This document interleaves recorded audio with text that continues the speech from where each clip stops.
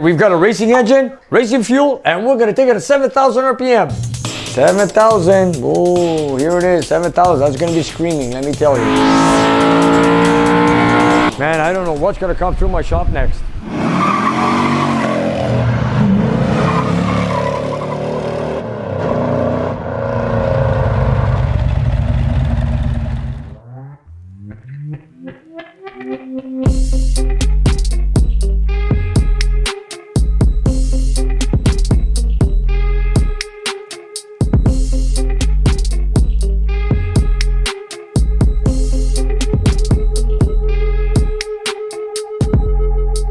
So we've got a rear end here, an 8.75 that comes out of Andrew's 1970 GTX. And we found out that the car did not come from the factory with a show grip. And of course, Andrew wanted me to install a show grip. So we located one from a good used unit that I needed for to do the job. And for those who do not know what a show grip differential is same thing as like GM calls a positive traction differential. In other words, when you accelerate, both wheels spin in the back, not just one, both. So positive traction shoe grip is the same thing, but the correct word for a Plymouth or a Dodge or a Mopar product, it's called a shoe grip. In other words, both wheels are gonna spin the moment you accelerate. Here, let me just give you a little detail how it's an open differential, non-shoe grip. It's like this. This is the one that came out of the car. Right here, you see it's open, it's empty, it's a non-shoe grip. Then if you look good over here, you can see a clutch pack inside here. That's telling you that this is a shoe grip. This is an 8.75 rear end with a 49 casing, which is the original unit from the car. We're gonna install the same gears, which are the 323 ratio. All we're gonna do is switch the carrier, which is the shoe grip unit. And you gotta be very careful when you take these apart because, you know, when you take off the two caps, you always mark your left and right, so you make sure you put them in the same way. So then we're gonna adjust the backlash after. And Devin here had taken it apart for me, and what do you gotta say to that? Well, when Nick asked me to take this apart, I hesitated a bit because of something that happened to me when I was in mechanic school. Now, when you're taking out the yoke of the differential, what you're supposed to do is you're supposed to have these two caps on. So as you're prying it out, it falls onto the caps and it doesn't come flying out at you. And if you look at this pinky finger right here, you'll see a greater dip than the other one. And it crushed my finger against the table. It fell on my finger and crushed it against the table. There you have it. That's a good point. You loosen the caps, back them off about ½ an inch, and then you break the shoe grip or the carrier loose so it doesn't fall out of the casing, and of course also good for safety. And there you have it from Devin. Oh yeah, safety first. Safety first. I've always told that to all my staff. Devin just came out of school. He's my apprenticeship right now with the shop. He's got an old 69 Super B at home, which he had dynoed here last year at the shop. And now he was looking for work. So he's so much interested in the old muscle cars, especially Mopars. I needed extra help. So here we have him on board in our shop here at Nick's Garage. So I got Vasily here who's gonna show Devin how to remove the ring gear from the non-shoe grip differential. Here we go. Vasily, show him how it's done. And as we all know, this is reverse thread on all the bolts on the ring gear. So you have the bag and the loop.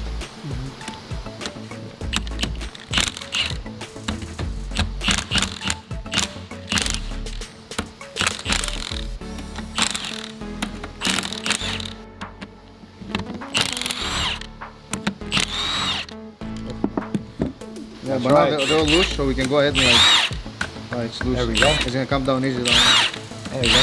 Only we need a hand. There you go. Now you put the other shoe grip, line up the holes with the ring gear. You see what's going on, Devin? Yep.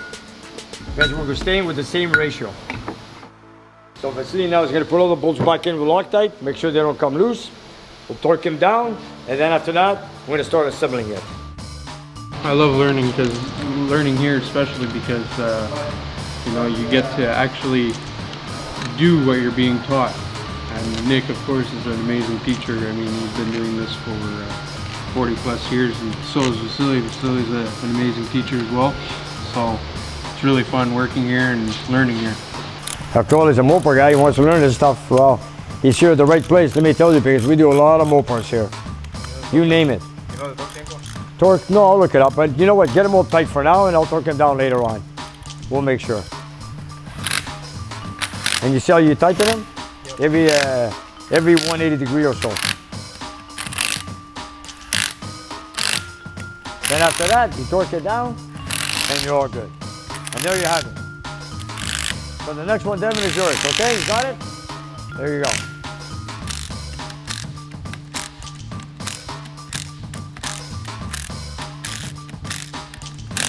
There we go, buddy. That gun does not have the power to over torque them, so Yeah. we're gonna go after with the torque wrench. And there you have it. So later on, we're going to torque down the ring gear, and then I'll start slowly just putting it back in with the caps, do the backlash, torque down the main caps, adjust it again, make sure we have the right backlash, and then back onto the car. To see a lot more on this car, subscribe to my channel. Can't wait to finish this car because we got a motor job on that. We got to put the show grip in there. I got a stick tack tachometer, which I got to bring down the car, remove the cluster, get it installed. I've got Les's AA CUDA. He's got a little list to have a few things done on it. And today, we have Bill who drove in a 1970 all original restored Duster, 1970 Duster 340. It's a beautiful FE5 red Duster. And he's asked me to go for a road test because we have some issues with the steering. I'm not so sure. Come, I'll show the engine. First year of the Duster, 1970. He's come here from all the way from the South Shore. Here it is, all matching number 340 Duster, 1970, automatic. The radiator is a 22-inch. We're gonna do it from a 2-core to a 3-core so it can keep it cooler. I'm gonna take it for a drive right now because the steering seems to be sluggish or very slack or loose. I'm not so sure, but I'm gonna take it for a drive, see how it feels.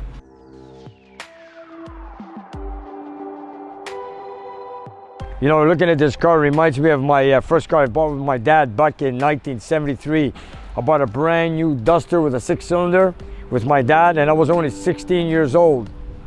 And this car sure brings me memories. Okay, this is a 1970. The one I bought was a 73. But after all, it is a Duster.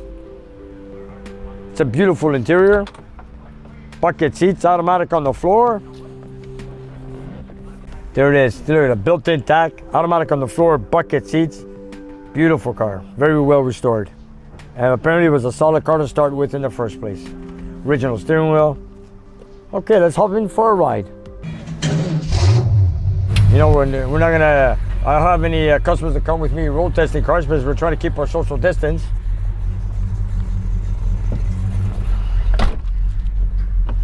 Okay, let's go try that steering column. I heard he told me that he does a lot of wobbling in it when he drives it. But I said, you know what, let me take it for a drive before I do anything. First of all, I've got to order a radiator core before I go anywhere.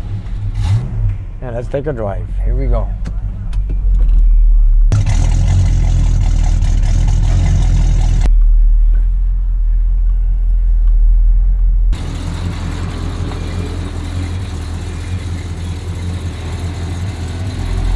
And this is an all matching number car, 1970, fully restored also.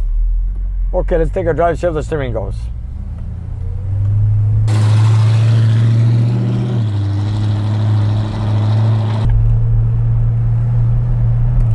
Wow, it's got a lot of slack there.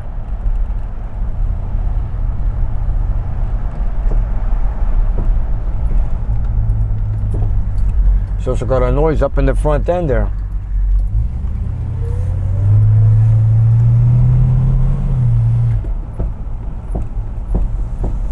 There we go, not too good. So there's one noise we got on the right front. The steering is very loose. And another thing that is mentioned to me is that he's put electronics in the distributor, and now his tachometer's gone wacko. So I'm going to take a look at that also. But in the meantime, let's take a drive. You know, today's a weekday, so I got to watch out. There's a lot of traffic here and there, people coming out of the buildings. And you know, when you drive these classic rare cars, you got to be very careful. Oh yeah, there's something loose up there in the front end. We'll take a good look at it after. In the meantime, let's go for a ride. It sure rides nice, let me tell you.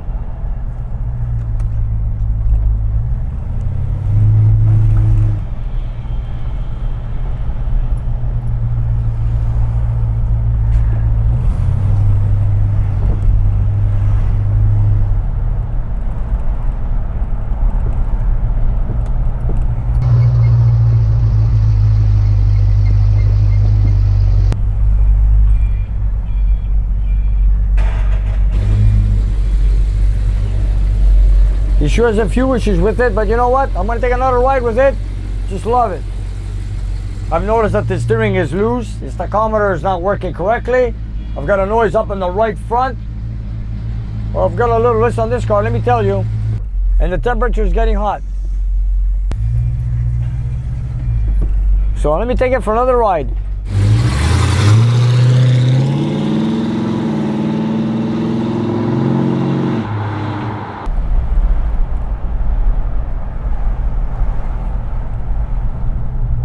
You know, lately I've been having a lot of B bodies.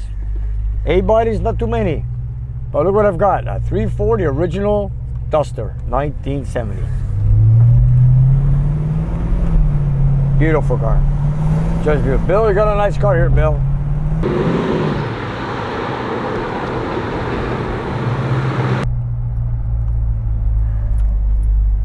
So there you have it. 1970 Duster. Well, I found the steering very sluggish, very loose. I've got a noise in the front end, on the right front wheel. The tachometer is not exactly accurate at all. Anyways, it's here to be looked at. So we gotta bring it in, get another radiator core. You can see that the car is idling roughly 700 RPM, 800 RPM. If you look at good at the tach, it's showing like 15, 16, 17 bouncing around. So that's another issue I gotta look at.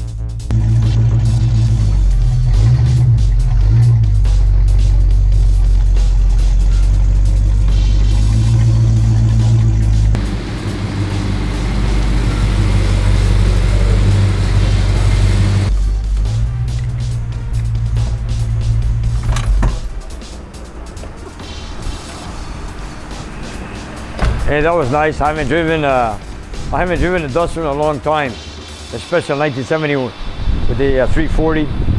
Really nice, really nice.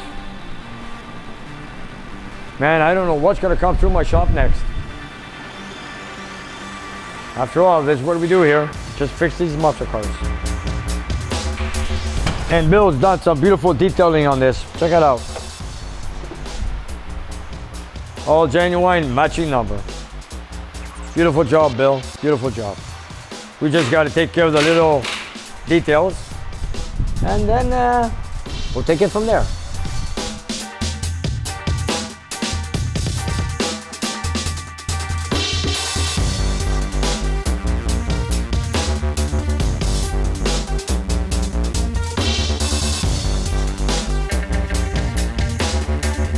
I've got a small block Mopar here.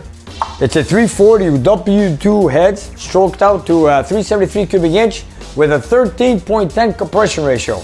Belongs to Perry from Shawinigan in Quebec, and he wanted me to just look at the engine. So he brought it in just before Christmas. He asked me to take off the cylinder heads, look at the cylinder heads, look at the cam, look at the timing chain, look at a couple of things. And that's all I did. I didn't remove any pistons or rings. I looked at a couple of bearings. Yeah, the walls looked pretty good. I looked at a couple of things on the valve job, the valve springs. Everything looked pretty good. So he wanted to make a dyno test to see what kind of horsepower he makes, and he wanted to know if he's going to keep the engine or put it in his car. So the reason it's here, we put it on the dyno to get a run and see what the results are going to be. And every engine I built are within a 10 compression ratio with the cast iron heads. In this case, we have cast iron heads W2, and my client brought fuel in a couple of days ago, racing fuel, because with a 13.10 compression ratio with cast iron heads, for sure you need a different type of fuel. So the pump fuel from what we get from the gas stations are not going to do the job.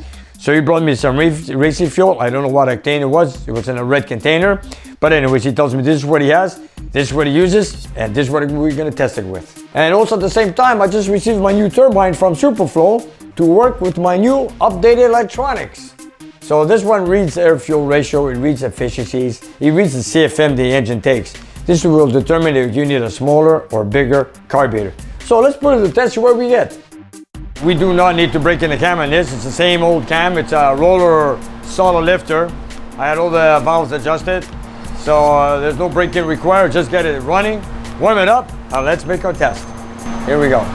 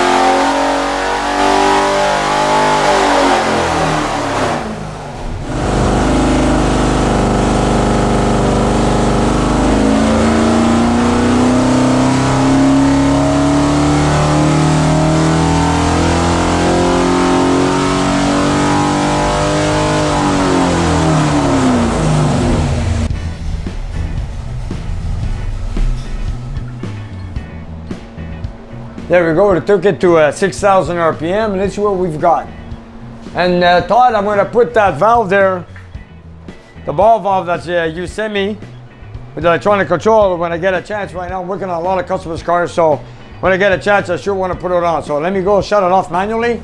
I want to come back and see the results on this motor. Look at that. There we go. Now it's closed. Now we're good. I got a water meter in my building, so I want to make sure I don't use too much water. So for that reason, we shut it down.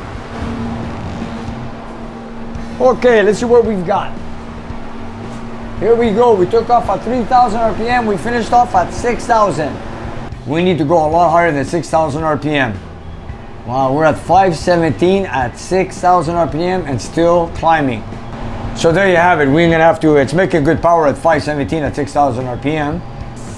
The cam that we have here is designed to go to 4,000 to 7,200 RPM. So you can see on the chart, we're still climbing. So that means we're gonna have to go to, let's go to 6,005 and start at 4,000. Here we go. See here, if you guys look at the turbine I've got here, if you look closely, this is where you read volume efficiency, right here. Then you got the CFM. This is the CFM this engine is pulling. So far at 6,000 RPM, we are pulling 669 cubic feet of air per minute. So we're almost at 700. We've got a 750. We're gonna go more than 6,000 RPM, so I'm sure we're gonna need more air. So we're gonna keep going to a higher limit. At 6.5 is the limit right now. Here we go.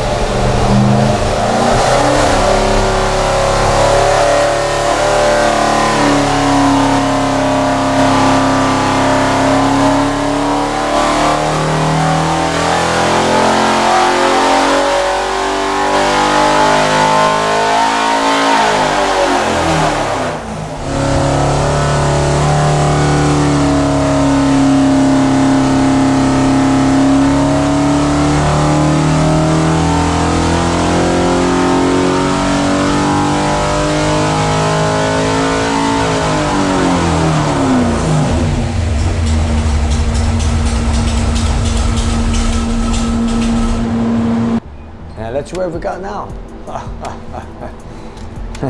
It's still climbing. We took it at 6,500 RPM, and look at this. We still have more.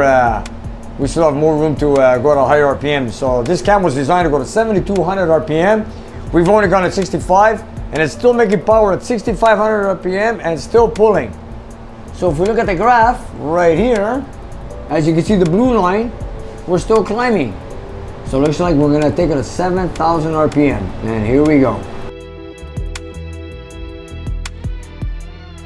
And since I did not build this engine from in the first place, so I said, let me call Perry. I want him to give me the okay before we go to 7,000 because it's not one of my builds. I don't know. I need to go at a higher RPM to see what we're gonna gain. If he gives me the okay to go to 7,000 or 7,200, then we're gonna make another test right away. Okay, bye. Bye. Our customer said, go ahead, do the testing, whatever it takes. So here we go, let's get it running. I changed the RPM level right here, as you guys can see. I'm gonna start at 4,200 RPM and take it to 7,000 RPM. I just wanted to show you guys something else. If you look at my screen, when you hit the 7,000 RPM, you start going in the yellow zone, that's risky business. So going to 7,000 is, and above I should say, is a danger zone. I'm running, I just took it to 6,500 RPMs. I had an oil pressure of 63 pounds, which is border. And I'm hoping to get a little bit more oil pressure at the 7,000 RPM because the rule of thumb is 10 PSI per 1,000 RPM. So we're gonna make a test of 7,000. We're gonna see where we're gonna go with the power and at the same time check the oil pressure. So let's get going. And here we go. 7,000, oh, here it is, 7,000. That's gonna be screaming, let me tell you.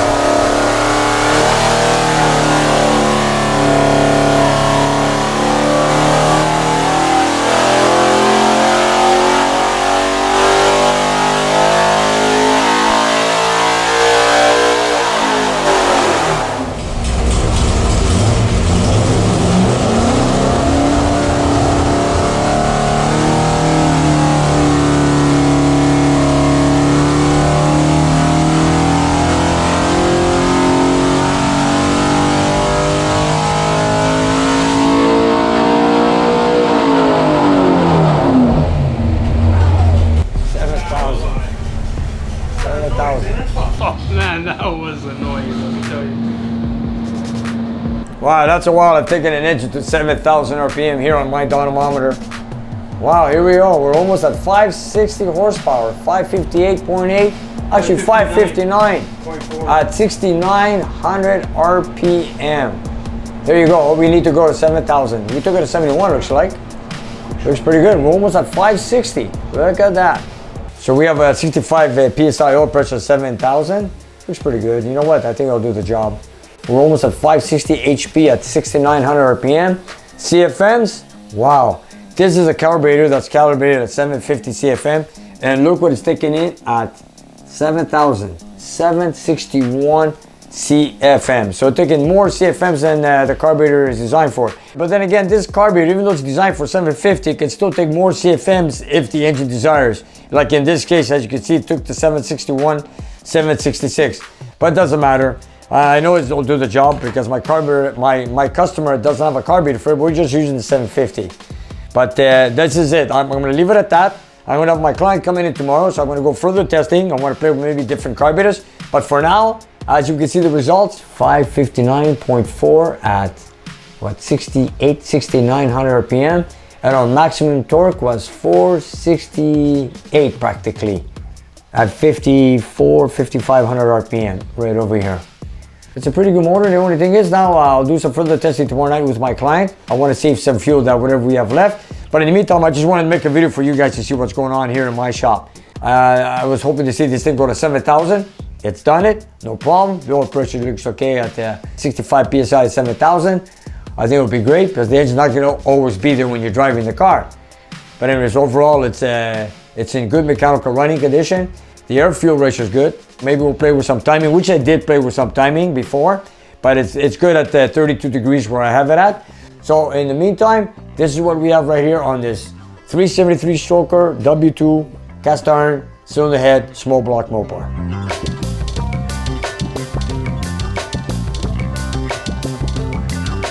And you guys, if you look down below the video, we have a whole bunch of merchandise that you guys can buy. So whatever you like, buy it, love it, wear it, and enjoy it. And help spread the word of Nick's Garage. And if you have some time, check out our Patreon page. We have extra content and you guys can watch it and take it from there. And we'll see you next time.